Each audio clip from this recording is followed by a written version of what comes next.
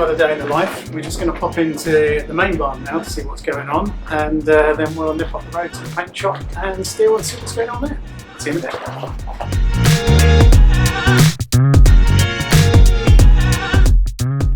So we're not in the trim room, but we're in the main workshop, and James, one of our trimmers, is here. And James, you're doing the 356. Yep, Mad Rush. Window guys here this morning, so it's get everything prepped for that. So A and B pillars. So we've got a headlining in now, haven't we? A and B pillars being covered, and then the fantastic seats we've now got in there, right? So yeah, finished those now. Yeah. So with that nice rusty, browny, blacky sort of. It's almost like a Chesterfield leather. Yeah. But yeah, they look quite cool. So I made a base out of fiberglass, bit of foam, and then trimmed with that. They look quite cool. They're a bit more comfortable than they would have been from stock. Yeah. Because I think they're just meant to be bare metal. Yeah. So what's going on in the rest of the 356 then from a trim perspective? So black only. Door cards finished in the same leather as the seats. I've got a black armrest / handle that I've done. I've done the toppers in black leather for across the top of here and here. One interesting aspect I wanted to do, I was hoping to work on this afternoon, is I've got some sky leather which is thinned in that rust colour. I'm going to do that along the face of where the glove box is and where the gauges are. Right. We'll go into that. So I think I'd like to see that and see those door cards actually. So let's go to the trim room. So magically here we are back in the trim room. This looks epic actually. I haven't seen this yet. I always like coming down and seeing what James is up to, but I haven't seen the door cards. So this was the customer's chosen choice, obviously brown leather as you say. I can't remember the exact, it was like rust or something, wasn't it? Yeah. But as you say, it does look kind of Chesterfield-esque in its appearance, especially with the pleats that you've kind of put into the seats, which they look absolutely amazing. So I think he's going to be super chuffed with those. So you're going to pick up what colours on the dash you were just saying? So this I'm going to have going across the gauges and the switches and that'll look glove amazing. box and all that, and then it's got the dash top. Everything underneath that will be brown, trimmed in that. Oh, that's going to look rust. really, really cool. I think that will Amazing. look nice. Amazing. Well, that should be coming together in the next 2 weeks, so hopefully you'll see the whole car kitted out with its new interior.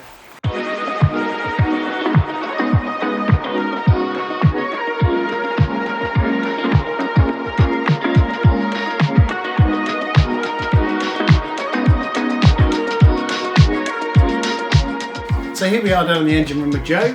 Joe, what are you up to today? We're just putting this crank in the ultrasonic and going to give it a quick clean.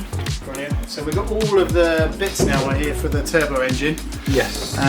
So most bits cleaned up. This is the last bit. Yep. So gas mark 6, 20 minutes.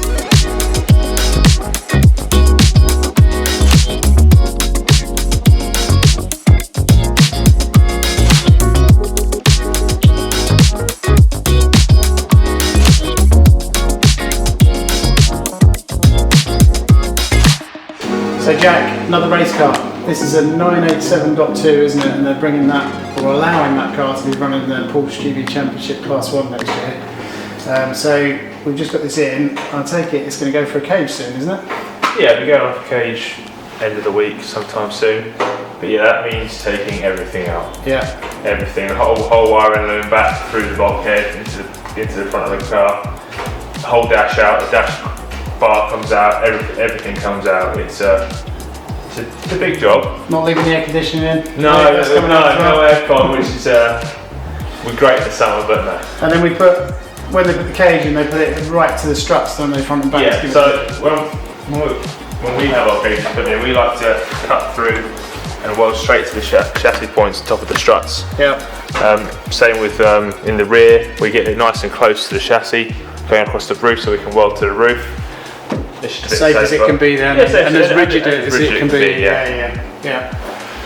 Great, so we'll get that back, and then this car will be up sprayed in Rindt colours, and then we'll start putting it back together and put all the safety measures in, I guess, as well. So extinguishers, auto extinguisher, harness points, all that kind of stuff, ready for back to testing, cut-offs. hopefully in January, I think. Yeah. So here we are again up at the paint shop. I'm just going to go and see how Gavin and the team are getting on. There's lots of cars in progress in there. So let's see what's in the spray booths.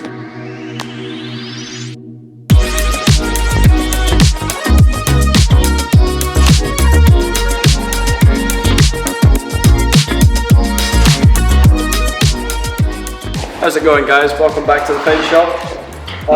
Another busy week here. So this whole side on the silver target has been painted.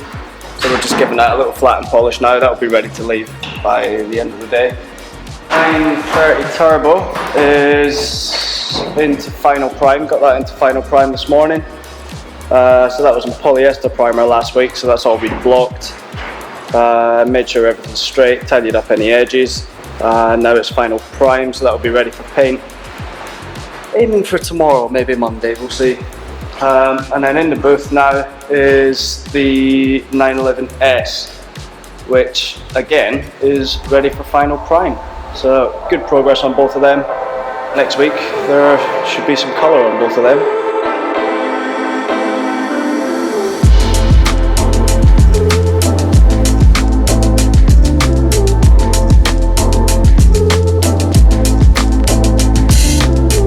That's it for another day in the life. Thanks for watching, and don't forget to click like and subscribe, and we'll see you again in a couple of weeks.